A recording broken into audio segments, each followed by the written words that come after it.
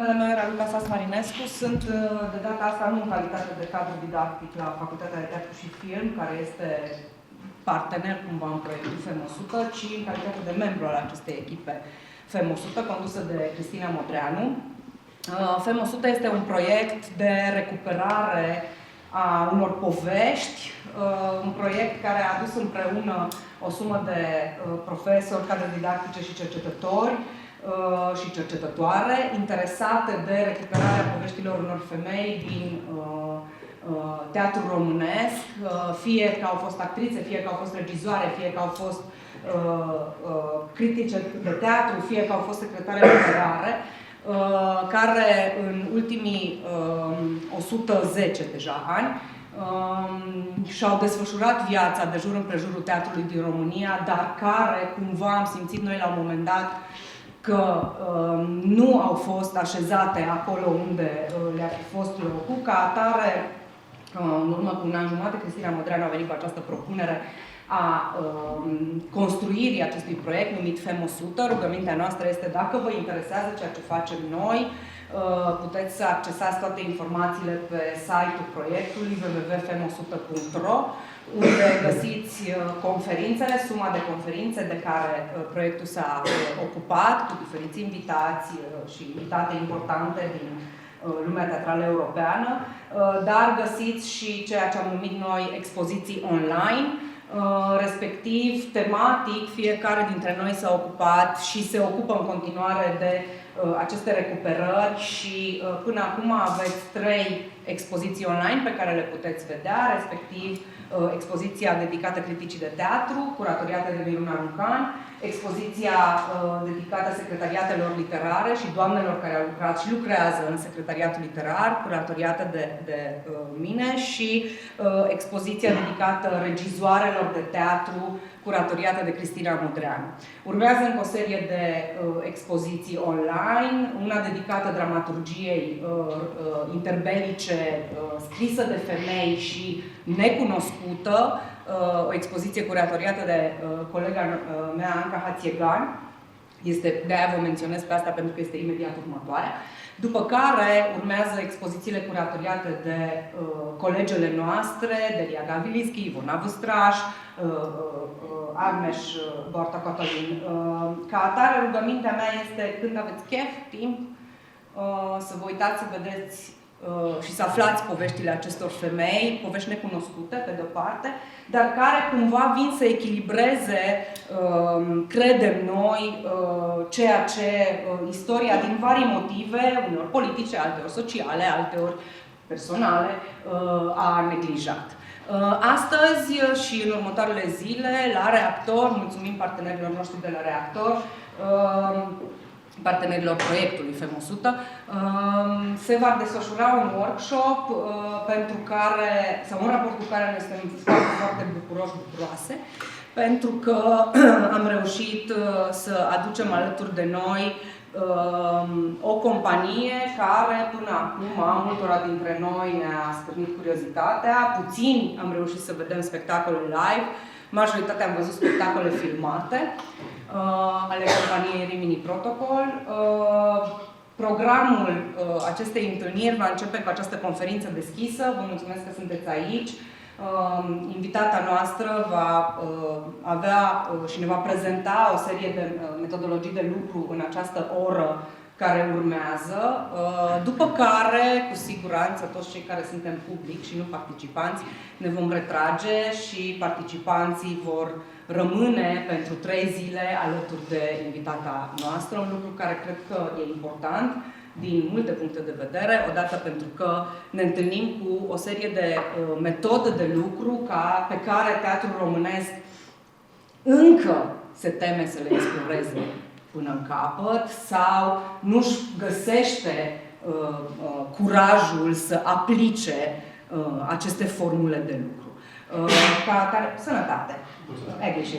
Ca atare, avem aici alături de noi pe Helgard Haug, una dintre membrii fondatori ai companiei Rimini Protokoll, pe care o să o invit alături de noi. Helgard, if you can Thanks, I had this introduction about the project and why we are here, but actually the main reason we are here is you.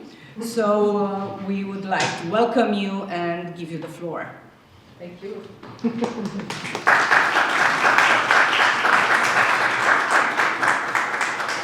Thank you very much. Thank you for inviting me, and thanks for coming to this first part of 4-day session actually here in Cluj. I don't speak Romanian and neither Hungarian, so I hope English is fine. Yeah, I'm here to present a little bit my work, my company's work, the structure, and also like maybe the inspiration points, like where do we actually catch fire, like how do we start to work, how do we create projects. Rimini Protokoll, you said this, I understood it. It's like we have 3 members, so I have 2 colleagues, and we joined in 2000 because I think we had the same frustration with theater, first of all, like the same the same feelings of what we don't want. That was one energy, at least, like to say we don't want to go into the apparatus of state theater. We don't want to work in the structure where it is clearly decided who's the director, who's the writer, who's doing what. So not to exclude. On the other hand, not to work in a hierarchy, to say we want a non-hierarchical system or a flat hierarchical system. Second or third point was we are not inspired by like text as a starting point. Like so it is post-traumatic. We don't, or very rarely, I will show some examples where we took text as starting points, but very rarely, like we actually take this, and we don't want to work with actors, mainly because we weren't educated for that. Like, so we started to study in a theater academy that is called Applied Theater Studies. It is more performative. It is more maybe looking at conceptual art, fine arts, questioning theater instructors, and there were no actors departments, so in classical educational performance or theater system in Germany, you would have the directors, you would have the scenographers, you would have the actors, and then they can start to work like with this background of education. And where I studied, and my 2 colleagues too, this didn't exist. So when we were doing practical work, we actually had no actors and actresses, so we had to perform ourselves or to find people like from other areas. So after a while we realized like we are maybe not so interesting to always be on stage, so let's find people that tell their story. That's how we started to work with what we call experts, like not somebody who's lacking something, skills of acting, but somebody who brings something or has something extra, like knowledge, interesting life experience, and to base our projects on their lives and actually make them perform by not pretending being somebody else, but being themselves. So saying I and actually mean I, not their role, and not a like fictional I. So we are based in Berlin. We don't have such a nice studio or venue like this. We actually don't have, we have just office buildings where we have like a production management base, but our projects take place like internationally at various places. It sometimes takes place at state theater, operas, in the cities, but there as well works that take place in museums or radio. So it's very, very mixed and not like in a fixed setting. I thought like I'd maybe try to split a little thing, like what are these inspirational points, like where do we start when we think of creating a new project. So I thought maybe you can like point out 5 different aspects of that, and I will show examples of projects that we created. Some are very old, as I said, like we started 20 years ago, and some are very up to date. So people, that's what we call, who is on stage, like the experts. Like here we really start with being interested in certain biographies. Often they are then formed in ensembles that, for example, like here, focus on a flight company, Sabina. It was a Belgian flight company that collapsed. And all those people that are on stage were working for the company, Sabina, and were confronted with a sudden stop of their professional life, but as well of their personal life, because like being part of this company was always sold as being part of a family. That was like the slogan, you're like part of a family, and the company did everything to make you feel that's my center of my life, so I don't need to have a private life, or not so much, but like flying and being part of this Sabina family is what I'm like living for. And then out of a sudden, and without really introducing this, the company told their employees, go home and follow the news, because like they had a financial crisis and then finally collapsed, but they didn't talk to the family members, but just confronted them with the stop of it. And in this play, we created this company, so the people tell about what they were doing, what was their perspective on the company. That's very important. Often like that we join an ensemble, but as well with like very, sometimes even conflicting perspectives on one aspect or one question. So there was a pilot, there was a person that was doing like the pushbacks on the airfield, there was somebody working like at the customer service, a purser, with her child that she adopted after a while, because she found out she forgot to get an old child. So they come together, and we find them in a long casting process. Like that means casting and research goes together. Like we start with this question and interest in a topic, and then we try to meet many, many people by researching, by getting to know the topic better, but as well always with the question like who could be on stage.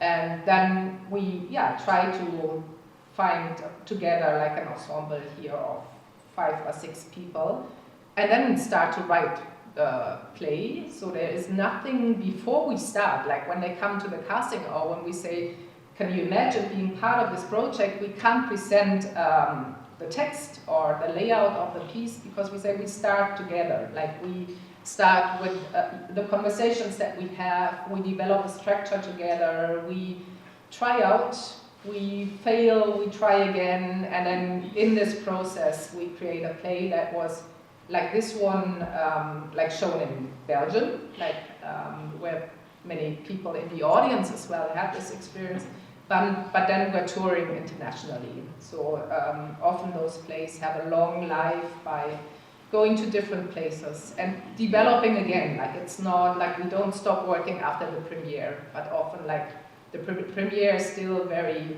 fragile, and then we realize, okay, that's how we actually want to tell the story. So it's an ongoing process.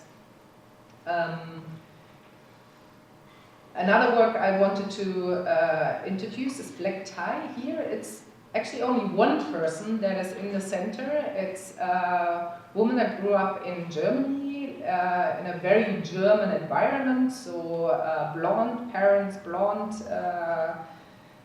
siblings, and she was as well adopted from South Korea when she was only like 7 months old, with no knowledge of or her original background or the circumstances of her family, why they would give her for adoption.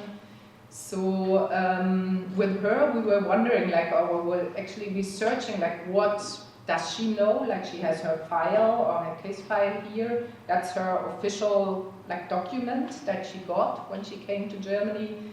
But there's actually nothing really in it, and many things are contradicting. Like there are mistakes, there are things that where you feel like it's like a made-up story of somebody. And she wrote a book before we started to work with her on her journey back to Seoul, where she originates from. On the question like what do you find if you try to look closer, so it's a very personal story. We as well like investigated with her on like a genetic test, because at the time when we created this project that was very fancy, like there were actually 2 companies advertising what you can find when you do your genetic tests, like you find your origins, your ancestors, you find maybe like profiles of your illnesses as well. So we made 2 tests and had 2 very, very different answers of where she comes from. And that was part of the play as well, to look at the, like what is the advertisement of this companies like, what do they actually promise and what is the reality. We had a very special like technical device on stage. So she had this glove and an infrared like lamp connected to a camera that was right in front of her. So she could move those slides and pictures that were behind on a big projection screen. So maybe that's an element too, that often like we try not to only use the magic of theater by triggering like people backstage, light and sound and video and so on, but like have the performers do that by themselves, like have the process or the like the skills, like train them as well to work with technology on stage and manage it, like not being managed from outside, but doing it themselves. Quality control is another monologue. Here we continue this questions of what can you actually predict when you look at genetic profiles. That was the starting point, that we said like we want to know how like mothers, like prenatal diagnostic, decide on what they want to know about their lives, their child's life, and what they don't want to know, and what maybe as of political reasons, like medical or medicine wants you to know. So that you could decide of, do you want to follow up with this life or you don't. And we were talking to a lot of pregnant women, and we actually had this idea that always there are new pregnant women on stage, like to create a system where they can just jump in, and whenever we perform at the show, they are new pregnant, because that's a very like short time that you could actually work with a pregnant woman. So I like the idea that is like a determined end of this, and then you have to find new people in the same statue. But in this research, somebody told us you should talk to Maria Cristina. That's the name of the performer. She's not pregnant, and she is actually she had a very, very normal life in Stuttgart, where she grew up until she made her final examinations in school. Her parents said, we want to celebrate this, so they invited her to go to Greece to have a nice week in Greece. And on the way back to the hotel, she said, before we have dinner, I just jump into the pool. So she jumped into the pool, and it was like the shallow side of the pool, like where there was hardly any water, and broke her neck. And her father is a medicine, so he could give first aid to her and could keep her alive, but ever since her neck is broke, and she can only move with this very special high-tech wheelchair, so she can operate like a joystick with her chin and can move, can turn, she can talk, but she has like an artificial like breath control. So the voice as well has a very certain, like a distinguished rhythm, which is very special on stage too. And with her we were looking at this incident as well on the question, what can you actually expect from life, or what do you know and what can you imagine, like, because she was confronted by being in the hospital, would you actually like to continue living or do you want to die, because people were saying like she will never have an independent life and never have maybe the quality of life that you would think it needs when you judge it from outside. So that's why the project's called quality control, like maybe this parameter changes if you're in a new situation. And she, yes, a very admirable person. Like on stage there was also her nurse, like, so she has a 24/7 assistant. There's always somebody with her in her normal life. So on stage we said we have somebody with her as well, so that person was included. And they played different games. Here it's like a blind football game where the assistant or the nurse is blindfolded and Maria Cristina can only hit the ball with her wheelchair. But which is reality too is that the nurse of course have their workflow. There's like shifts, certain hours that they have, and then in the middle of a life, and here as well in the middle of a performance, there's the next nurse to come to start with a shift. So we started with one nurse, and then they had a moment in the show where they actually took over, and there was they have a medical check, like what happened, what is the specific of that day, what do they need to take care of, and then we had a new performer on stage, the other nurse. Chinchilla Asshole AA is also a project where the person that is on stage brings, or the persons they are on stage bring specific needs, like the person in the wheelchair, where of course we had to create a stage that she could again control but as well perform in, we needed to have I don't know if you know, there's no picture where we see it, but there's a ramp where she can climb up this next level. Everything is of course constructed that she can be well on stage and performing well, controlling the stage. With Chinchilla Asshole AA, it were actually 3 guys that I invited to make a project that had the Tourette syndrome. I don't know if you're familiar with this, that's a tick illness. I don't even know if it's an illness, it's a syndrome where people have vocal and motoric tics. So they swear, they shout, but cannot as well be very rhythmical sounds, animal sounds are popular too. And motoric means okay, they throw their arms in the air or legs or move or have little tics as well.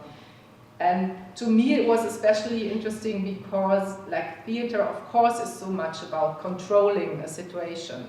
We rehearse our projects and then we want to achieve the perfect timing. We want to achieve the perfect show that we then repeat, and that's what we work hard for. And here I knew if I invite people with Tourette syndrome, they would always Tourette in itself always it's unpredictable, right? You never know when is somebody having a tic. Sometimes it's a really very heavy tic and you have to stop talking because it's very loud, very, very energetic. Sometimes there's nothing happening, even though maybe you wanted it to happen at this moment. So I was interested in this, not having control of the show. But on the other hand, not exposing those people as wild, but creating a play with them, where they're, again, go in a process with me of how do we tell this, how do we tell what you experience in your everyday life, how do we make this like situation of I'm on stage and I'm telling something, I'm strange, you might look at me in a, you know, like alienated way, but then this comes closer in a way the more that I tell, or the more that the person on stage like tells in a very honest, open way about himself or herself. So it started that Christian, the guy like in the center, I met him in a research, and then I invited him to the theater production, and he said, no way, like I can't go on a stage, like everything will be dangerous, and I can't remember text by heart, and that's just too frightening, this situation with audience, with public, because in his normal life he lives really very, very lonesome, very much like far away from like everyday's life. So he's not going to to do shopping. He would never just go on a street because the way that he has this Tourette syndrome, he experienced that it's just that people just don't. They think he's drunk or he's a weirdo, and so sometimes they just ignore him. But in worst case, like there's aggression, like being followed. And so he decided, like after quite some time, to hide away in a way. And bit by bit, like I would first make the radio production where we traveled in his bus, like to different places in Germany to just see what happens and to encourage him to leave his house and to go out a little bit, like have meetings and encounters. So, and then in the end he agreed on being on stage, and first of all he said, okay, maximum, we made a contract actually minimum 5 minutes, like that was my, just be on stage, minimum 5 minutes. So in the end it's like a play of 1.5 hours, and he really enjoys being on stage. So, because I think it's like, he has the chance to really tell about himself, and yeah, the stage is like this chair is especially constructed for him, and he feels, yeah, somehow that is it's a good place for him. So the other people, like there's a musician, I invited her to make the music composition of the play, but as well a little bit as the person that could decide on how to continue, if everybody would leave the stage, or to be a bit in control.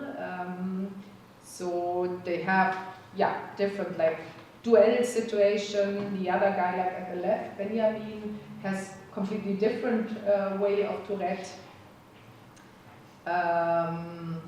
He's as well a musician, so we found out like with music that actually these tics, they really calm down, so you can sing without having tics.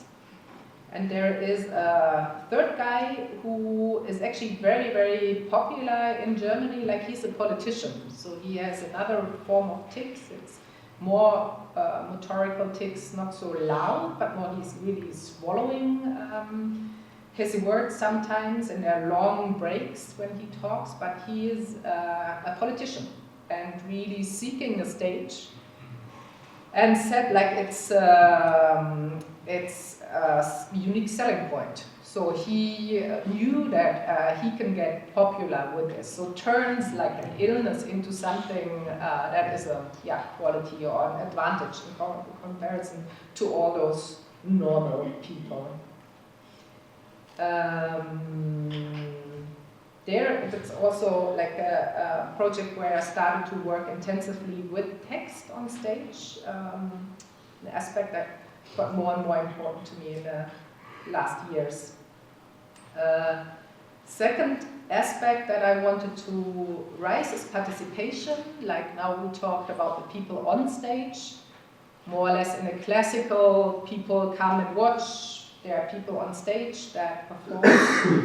There are many projects where we dissolve a little bit this constellation, so where it's maybe not so clear anymore who is actually the performer and who is the person that watches. And Kolkata in a Box is a project where we were invited to India, to Kolkata. There is a huge, or used to be, it's quite a while ago, used to be a huge call center industry, like people working in the back office of West European, American, Australian companies, and would work inbound and outbound, like sometimes just calling people randomly to sell something, or being in the like helplines. For example, when you have a problem with your washing machine and you think you call Siemens or Bosch or whatsoever, then often you actually call somebody that is in India and in a call center. And we thought it's interesting to establish this as a theatrical setting. So we invited people, like so that the lower part, like this in the corner, those are our performers in this call center setting. Like it is a real call center. So in the back, those are real call center employees that just do their real job. And in the corner, our performers, they were talking to theater guests. So if you would want to see the show, you bought a ticket and a certain slot, 2 o'clock, and you got an address of an office, and you entered the office and the phone is ringing. So it's a one-to-one performance, no other audience members. Phone rings, you take the call, and then you are connected, first of all, only by voice, so only in the last couple of minutes the picture has been shown up, but first of all, it's really the voice that seduces you actually to have a conversation. So there is a sort of structure, there's a sort of script, but of course the answer or the way the person gets into the conversation determines of how this conversation continues, like what are you talking about, what is the temperature of the conversation. That was something that was really created by the 2 people. We had quite some technical fancy possibilities here, like the people in India, they could control the whole office, like they could send pictures, they could switch on the light, they could put on the fan on the monitor, they could switch on a kettle, like to prepare tea, like hot water for tea. So they had like really their like fingers in this office and could control the whole setting. And yeah, there were many, I think, really interesting conversations taking part with, again, without our control. Like when we rehearsed the project, we were listening to them, of course, we were giving feedback, we were training certain certain tricks to come back to something the people said in the beginning, like how do you create actually a conversation that is based on questions that were asked in the beginning. But it was, many very unique one-to-one shows, and in the end, who's here the performer and who is the guest. So these terms of audience performer, they don't really work anymore in this projects. The same as in Conference of the Absent. We did this before the pandemic started, but in the pandemic it got more and more interesting because we actually wanted at first create a show where we, when we tour, don't tour people and gear. Like there are some really big productions where it's just heavy loads of set design, a lot of people, like of the technical crew, so often it consumes a lot of, first of all, energy. And we were a little bit self-critical here to say, like, what is our CO2 footprint? And it's, with some projects, just too big.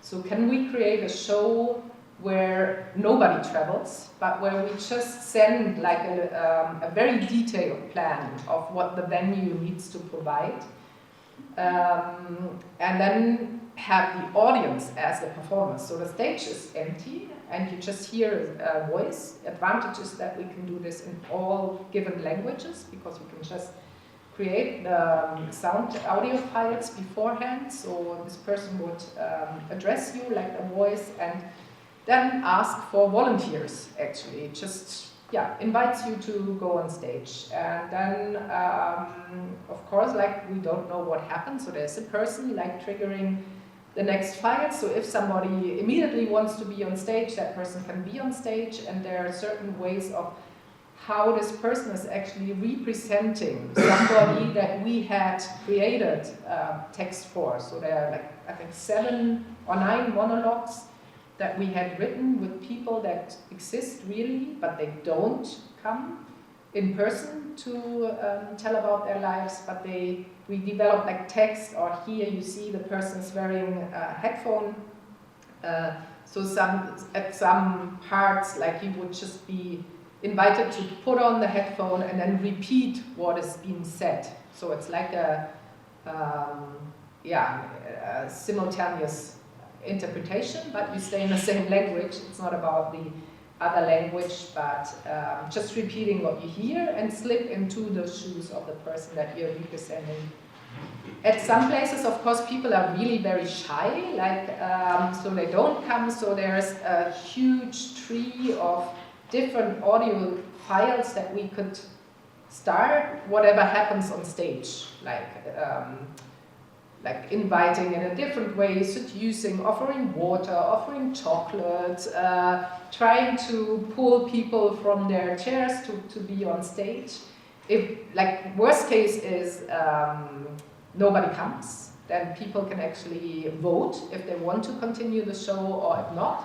And if they want, if one person says, yes, we want to continue, then that person is invited to come on stage. So it is, again, like, so it never happened, like, we have many interesting files, and often, like, people are really coming very, very early to take over. But, yeah, it never happened that we had to stop, but actually I thought it would be nice one time to really make people understand as well that it is serious, it's not fake. Again, many venues or festivals that invite us, they think like, yeah, but can we play some performers somewhere, just worst case that they take over.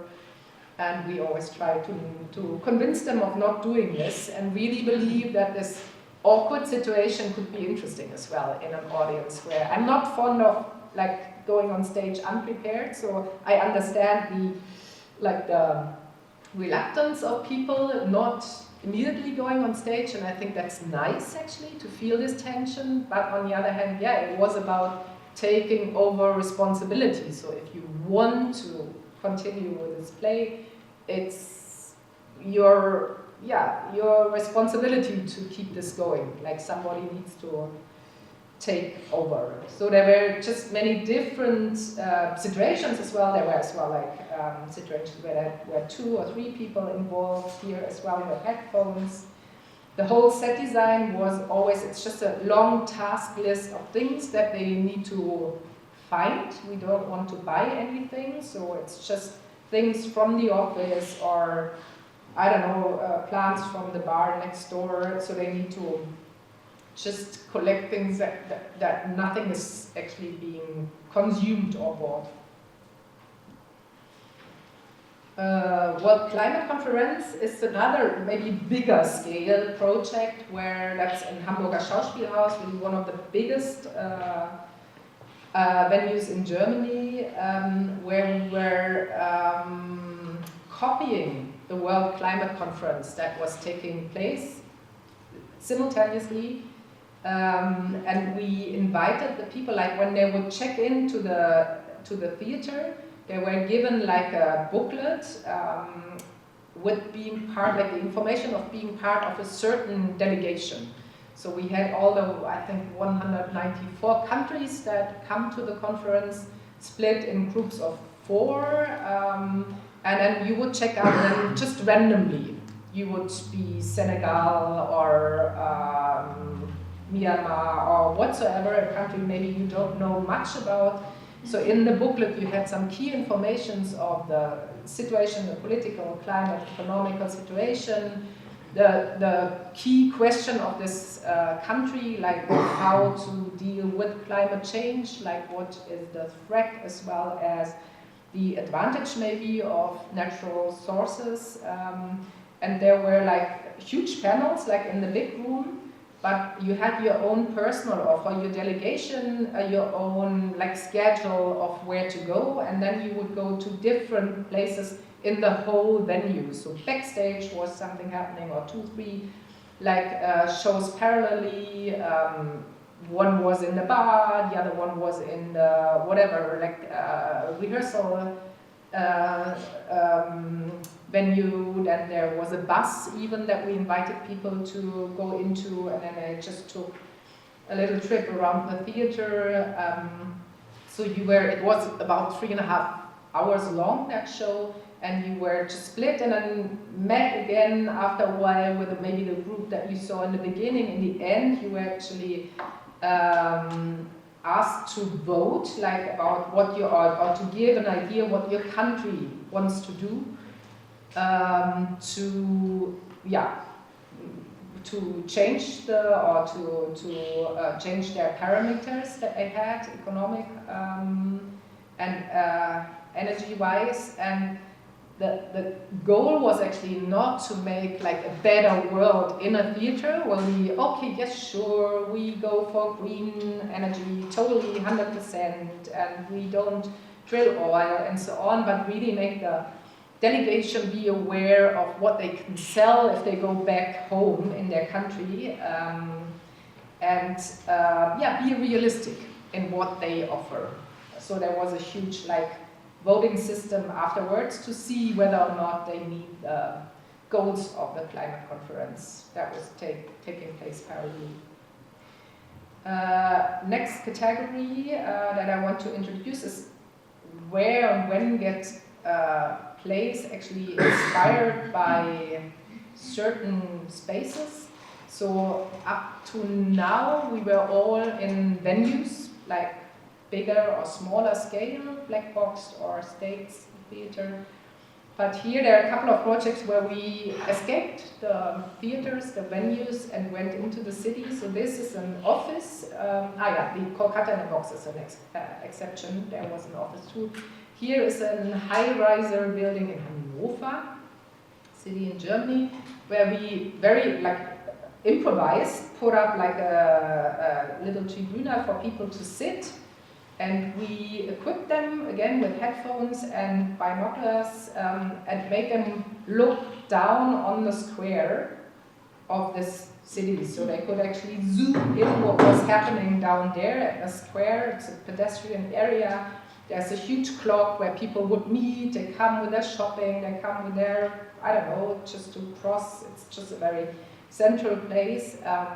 And we had some performers down there that were not really doing much, and if you were down, you couldn't really tell like who is performing and who is just here.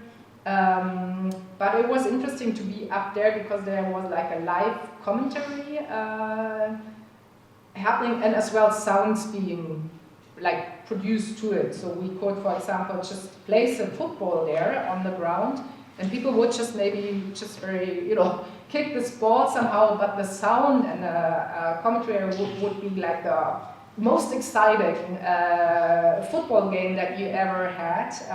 So like sound and real action would actually, just in a strange way match and do something really different with what you watch when you are watching from far away.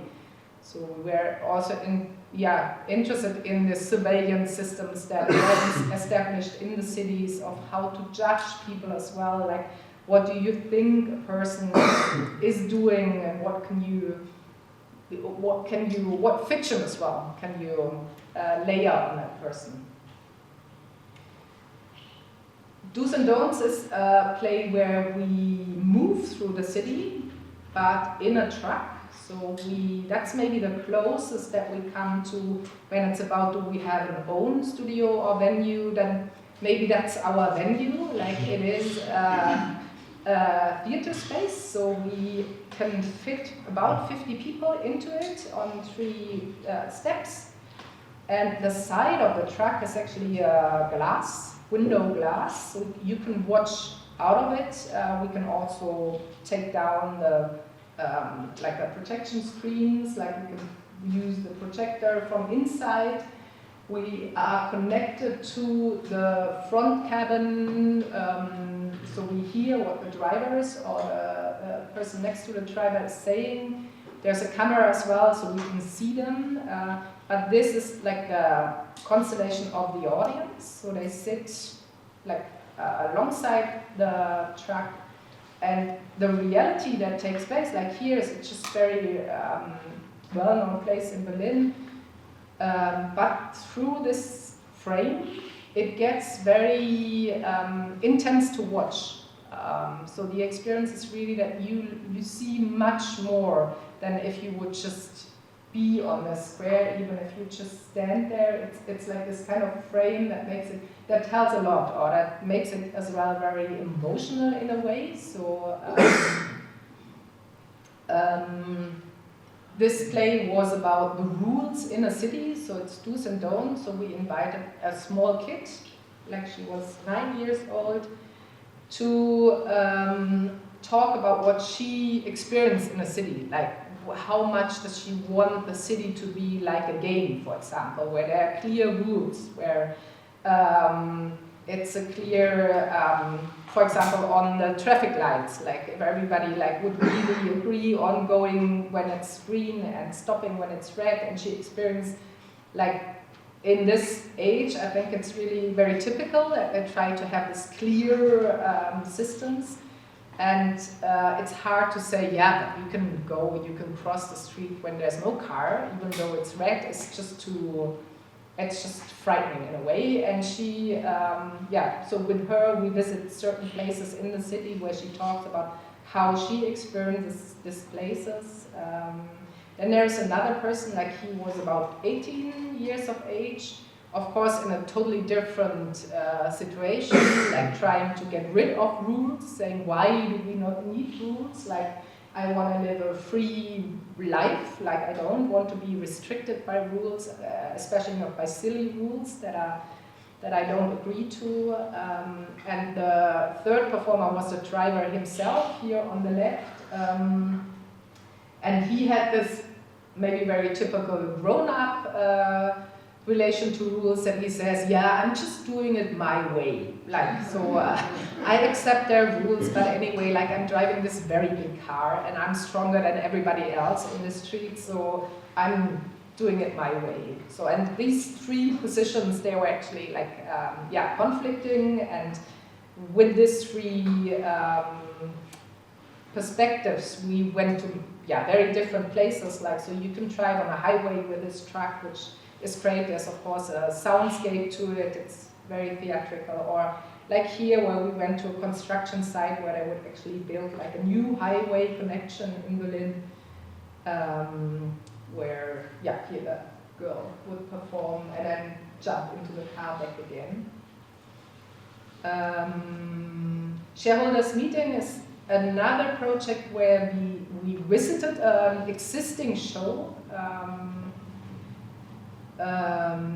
It is like the big general meeting of Daimler car enterprise. I think it's very theatrical, so they invite all their shareholders. You get it, if you have a share, you get one invitation, and you can bring another person, like so 2 people could come with 1 share. But it's not public. Like there is a moment in the show, in this meeting, where the press could attend. But then after this, after they presented like their company's quality, then they sent them off. And then this is only for this very. It's a huge audience, but intimate in the way that they're all parts of the company. So they're shareholders, like it's their company. And it's a lot of speeches. There's a very clear schedule. There's as well questions that you can ask, like so you can apply of asking a question, and maybe 2 hours later, this question is being answered. Very, very cold, very controlled, because it's about a lot of money. So if they find like mistakes in the whole setting, and there are lots of like raw people around, like then they have to repeat it, and that's really expensive. So that's why when they found out that we were actually inviting a parallel audience to the show that would all have shares, because we organized shares for them, so they were legal visitors of the show, but with completely different classes, because we said this is a theater play, so let's come and come with us to a theater play taking place in a huge conference center, starting at 9 o'clock in the morning, maybe ending at 11 o'clock in the evening, so it's a whole day. And yeah, they were really nervous, like, of what we would do, like, because they found out, because we were actually making an ad in the newspaper to ask people that had shares and got the invitation to give the invitation to us. You can do this, like, you can receive your invitation and say, I'm not, I don't want to participate, but somebody else goes for on my behalf. So that was one way that we got audience into it. But the audience, our audience, was actually not different to the normal audience. So that's the audience. Somewhere there's our theater audience. There were only, you could only recognize, because we were publishing a little book, like you could show your book, or as a secret sign, or you could just get, like, our idea was there to really adapt this kind of theater. So it's like here we as in a classical theater program, you would do like the major roles, you would say who is who made the play, here's the director, is Daimler Investors Relation, like the text is the like annual report, and so on. Stage is done by the ICC, like that's the conference center. So trying to really play with this matching of a theater logic to the logic of a shareholder meeting. So we organized some kind of corridor backstage meetings, like along the day, that we said it would be interesting to talk to people that know more or can interpret a little bit what is happening. So that was an occasion where you could meet as well, like somebody who could help me understand what is happening. Because if it's the first annual meeting you visit, it's quite puzzling, actually, the way they talk and how it's done. And then in the end here as well, like as a shareholder, you have a voice, like you have certain questions or certain cards where you could choose for yes or no. So that was something as well that you were doing as an audience. So I think that's the last, second last. I don't know what's the time like. You have 10 minutes. Okay, Because we have some time for Q&A. Yeah, okay. Try to just introduce two more aspects. So technology, it's not exclusive, as you realize maybe as well. It's not like this is the technological play and that's the whatever space-driven, but often they, of course, mix. But here, like, I wanted to introduce three projects where technology was special. So situation rooms, that's the maquette of the set that we built. It's a huge, so we really need a huge venue for that, where we set up this installation. It's somewhere you can't see. Okay, it's 16 rooms, and you have 2 levels at some points, like 15 doors, I think. But it is like a film set. So if you enter as an audience, you see the outside. You are equipped with a tablet, with a headphone, and there are 20 people that can enter at the same time. So there's a timer starting, and then simultaneously your film starts, and the task that you have is to follow the film. So the film, the image of the film matches the building inside, because we filmed those films inside this film set, but those who filmed and those stories that we hear, they are gone. So they left the film, they left their voices, they left their stories. There are 20 different biographies that were all like determined by arms and weapons.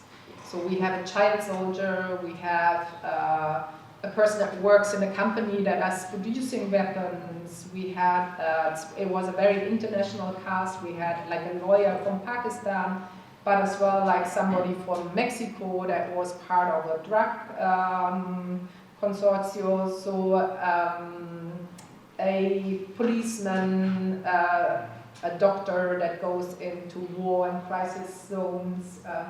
So always like 7 minutes you would go into one perspective and hear the story and follow this film through the building, meeting others that are like doing something. So there are no actors in that film set, it's all only visitors.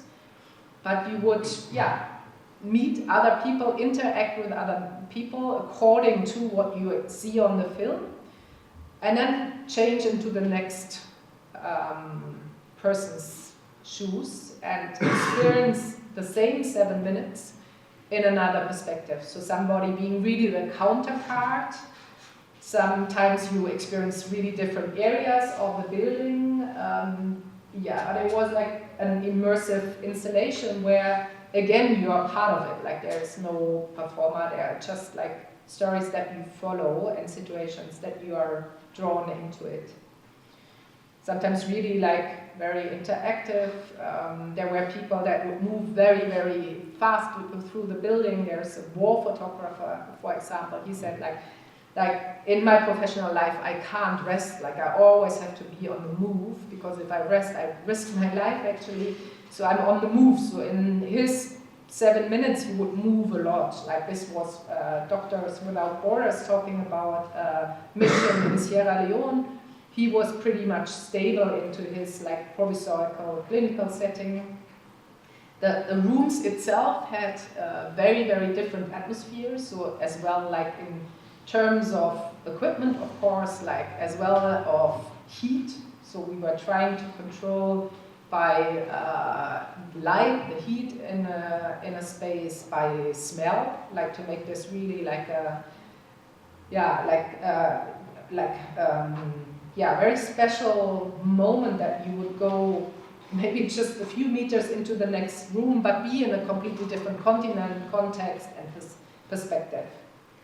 So that is how close we come to what is our text looking like. So here, just to maybe introduce a little bit how complex those projects are. So we have the 20 participants on this level, and then the time structure here.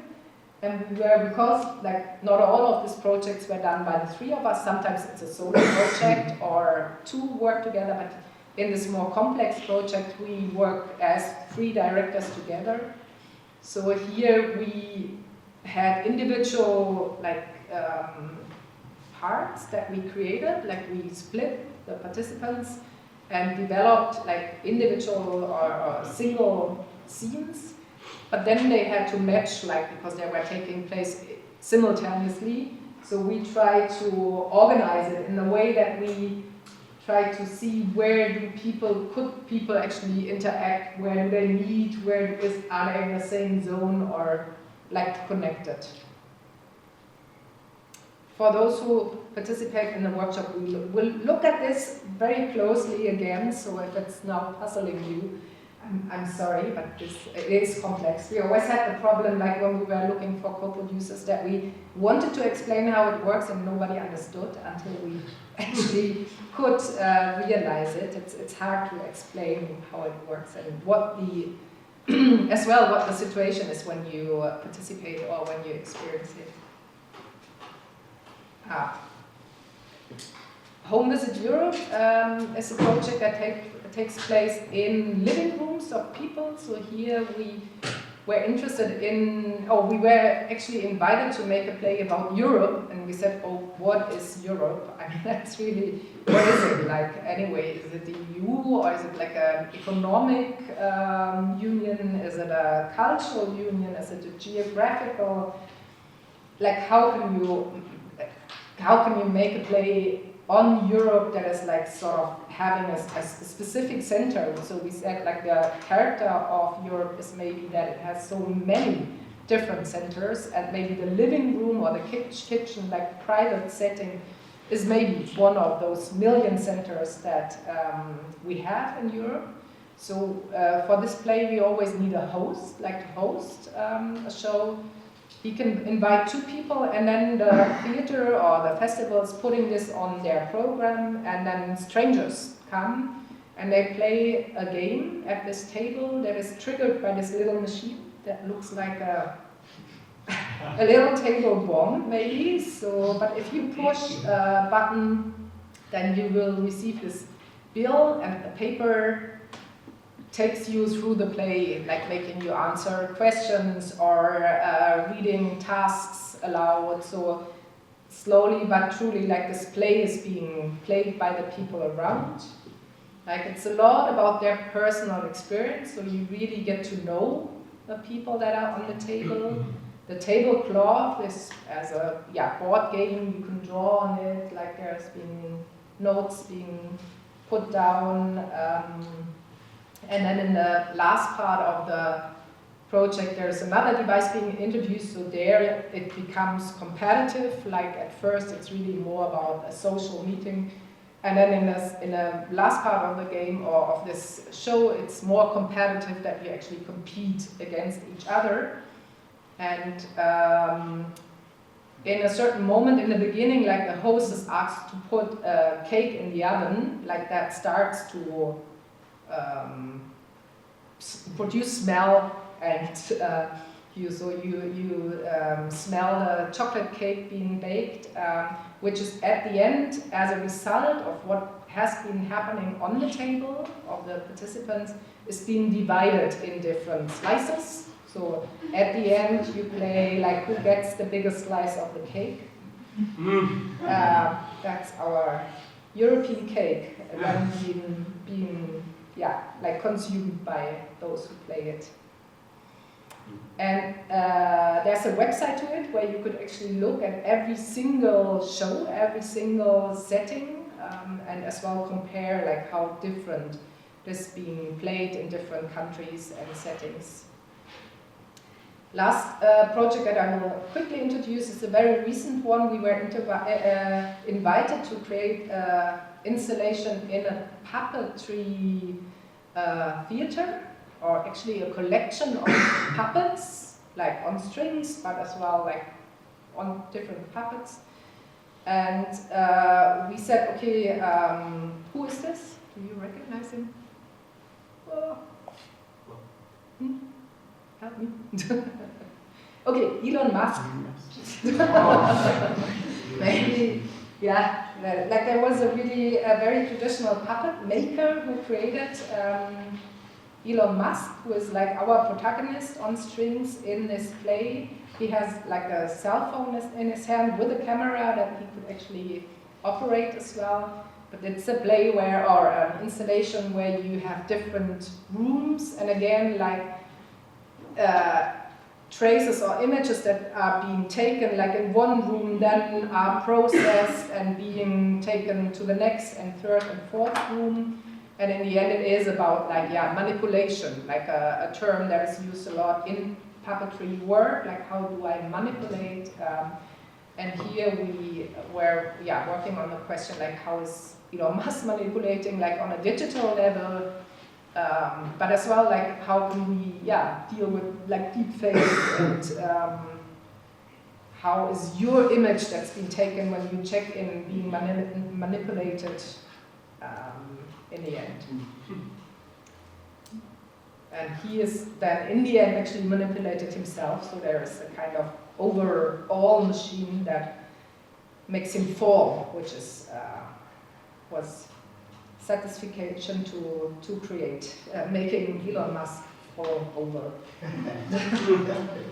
And maybe only just not to forget, so I said there are some projects that are text-based, so just to give an example, for example, we once staged Schiller Wallensteins, but again, not with actors that would just recite the text, but with experts that would, in the structure of Schiller's Wallenstein, talk about themselves. So there were hardly any direct Schiller quotes, but we tried to find representatives for certain characters or questions or moments in the play by people from outside, for example, like a person that experienced being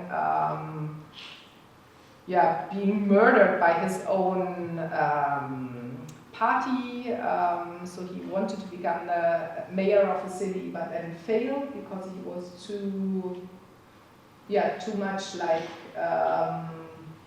too egoistic maybe, so that his colleagues were actually stopping him. There were some ex-GIs that were fighting in Vietnam. There were different people with different aspects that were in the play and then being like rewritten. And the last one is Karl Marx, The Capital, Volume 1. We actually presented this in Bucharest a long time ago. I think that's the whole connection to this seminar now started. Because it was in a festival that was curated actually by our colleague. Yeah. So it's like the circle's end.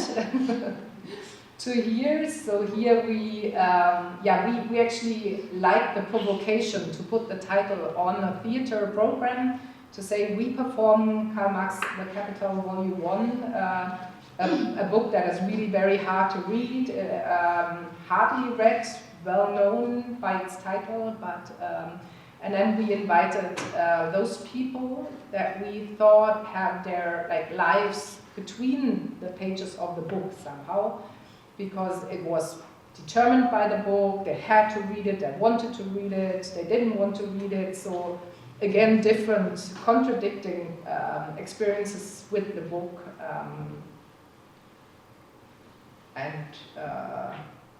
a show on the book, and maybe the perfect edition of, he actually did edit his perfect edition of Karl Marx's Capital. Okay, thank you.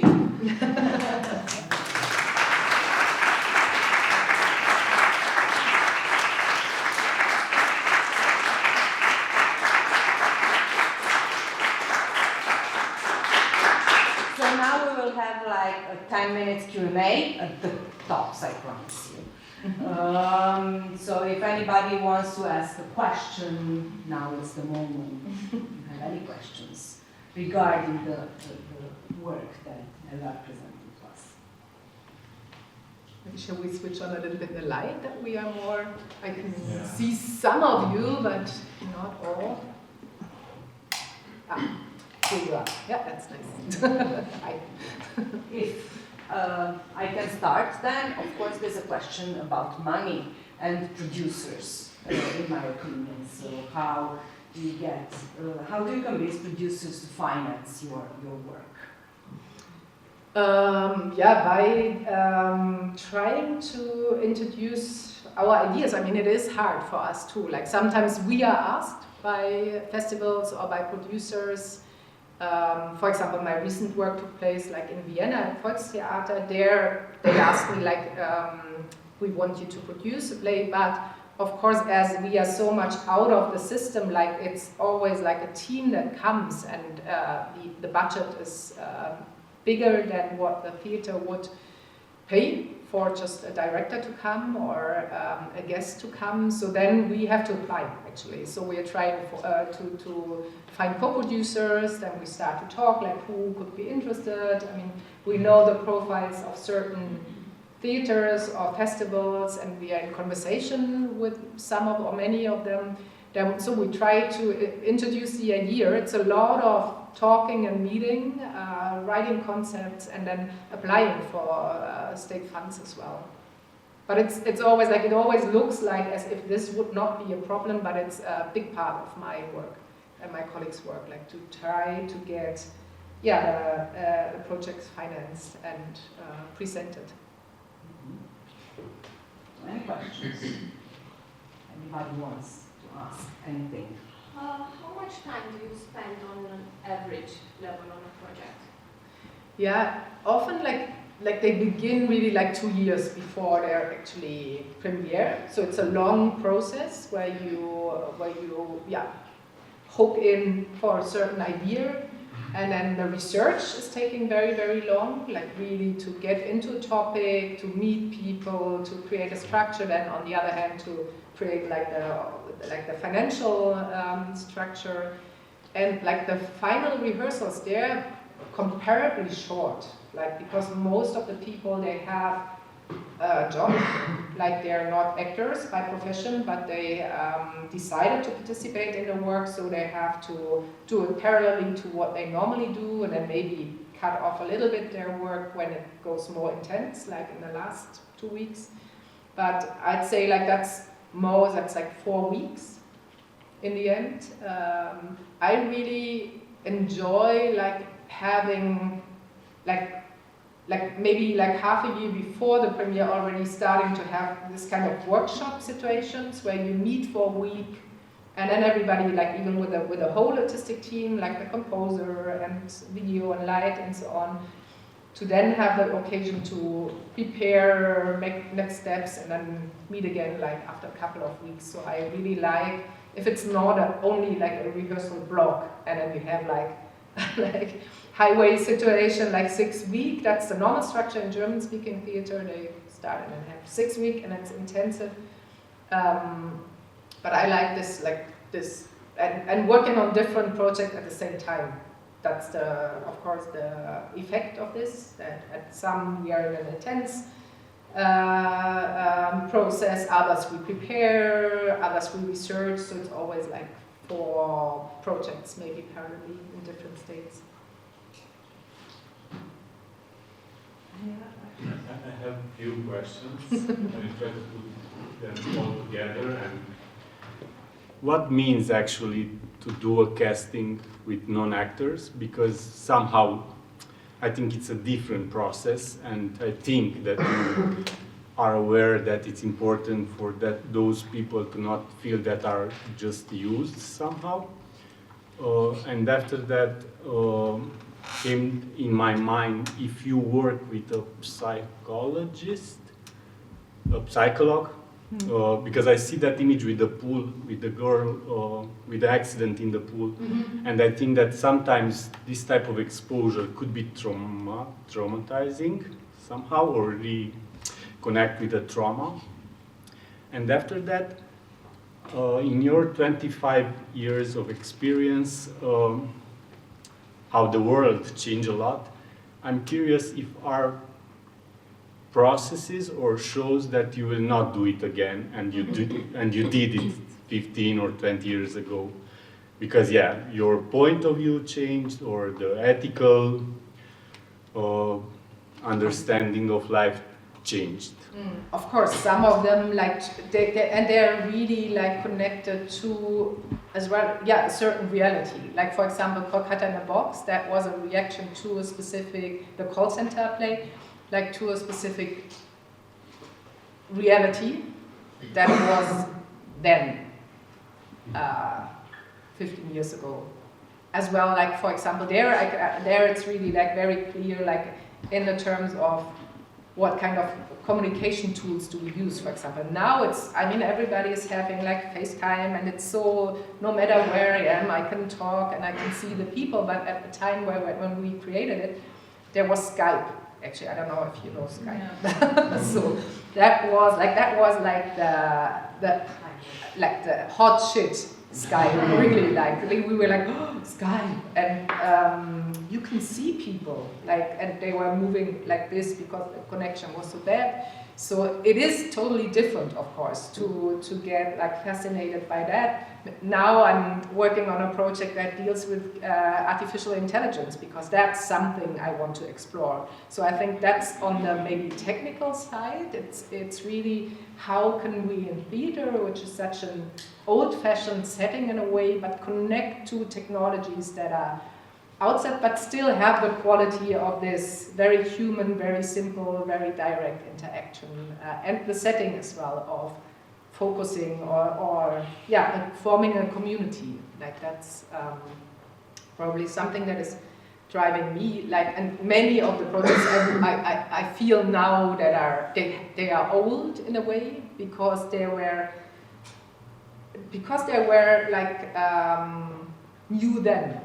That makes them old now. I think that's a natural thing, and of course sometimes in the projects you can develop, like for example with situation rooms, the one with the tablets. Maybe like we wouldn't do it that way, but still it feels very, very on the spot, because it's so much there focusing on conflicts. You would maybe need to exchange some of the political stages that we were referring to, but some of the context or the text and perspectives are very they don't lose their fever in a way. Asking of what happens with people on stage that are not professional. We are no psychologists, and we always say this because sometimes people say, you said it could be traumatic, others said it could be a kind of therapy, maybe, both. I think traumatic I don't hope, and I've never experienced it, because like the process is such an open process and really determined by the person. I experienced in the contrast that people really like the situation, like that they feel at home, that it's a good and productive position and possibility for them to tell about themselves, because often they are not being heard and not being seen. So to shed some light on people that are normally not on stages. We don't see, or not many, like we don't see old people on stages, or hardly. We don't see injured people or people that come with a certain, different appearance. So I think that's a task for theater as well, or something I would like to do, to use this as well, to introduce different people and different life stories. But yeah, there is no, we can only do this the best we can do it, to have parameters of where we, with the experience, maybe feel it's too much, or it's even preventing sometimes people to tell something, where there is a limit of revealing. There is also protection of maybe go in a fictional text, which happens too. It's not all real. It is real, they're authentic in a way, but often we combine this as well with fictional lines to protect the person. So, but it's, of course, it's intense, but that's something we try to figure out while creating the play as well, having tryouts with audience, to introduce the situation as well, what does it actually feel for a non-professional to be on stage and being looked at by people that I don't know. Are they actually friendly or not? What do they think? Do they think I'm stupid, or do they like me? So that's something as well that we try to introduce, just to get to know the setting, of course, and being on stage. Did I forget one of the casting? Yeah, the casting process. Yeah. So, and ask again, what was it? How it works actually? Because I imagine it's not the casting process as with the professional actors. No, casting is a bit a strange word for what we do. So it's really the research. Often it's there are rare examples where we sometimes really call for a casting as well, and then have maybe a casting in a classical sense where 20 people come and then we get to know them. But that's very, very rare. Often it's really one-to-one meetings, like where we go to places where they work, like where a research leads us to a certain person, then we write an email, introduce our idea and why we want to speak to the person. Then we go there, we talk to the person, and that's a casting tool. So the story generates the cast. Yeah, yeah. So, and that takes long, really. Like for Karl Marx's Kapital, there we really counted it once, so there we met about 100 people before we then decided to use or to invite.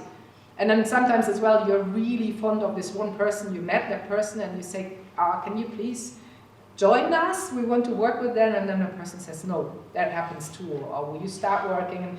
In the beginning, like when we started to work like that, many people still have the feeling while already being in the process that they just deliver the content, but then an actor or actress would come.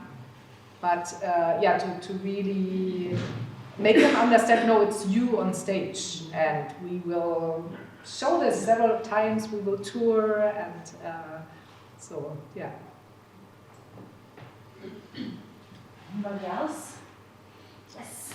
How do you decide whether or not to start a project on a topic? Yeah, sometimes it's just a reaction to something you've done before. So maybe in terms of content, but as well in terms of format. That maybe after a huge stage production, it's good to do a little or to do a site-specific work. So that's often a reaction to what had happened before. Sometimes as well the continuity, that there is a question that we found during a research for a specific project but couldn't be in this project, that we take this in the next one. Often, often there are like questions from outside as well, that people invite us like to make a project on a certain question in a certain area or country, but then it's a discussion, like, so one starts saying, okay, yeah, I can imagine that will be interesting, and the others join in, then we have to see as well, like, in which constellation do we do this, like, who wants to join, who has time, who is busy with something else, so it is developing, I think. There's not a real procedure to it, like where we sit down every Monday and discuss what is happening. It's very, very in the air somehow, and then at some point, yeah, it's decided. So I can't really. There's no clear procedure. Okay, so thanks again for giving us this lecture, and we wish you good luck in becoming friends with our participants in your workshop. Thanks to everybody who took the time this morning to be here with us at this conference. So again, it's part of the FEM 100 project. And now we will have a coffee break for a half an hour, and then you will go on with your things that you need to do with our students and participants. And thanks again to the rector for giving us their venue and letting us work together. Thanks a lot. Thank you.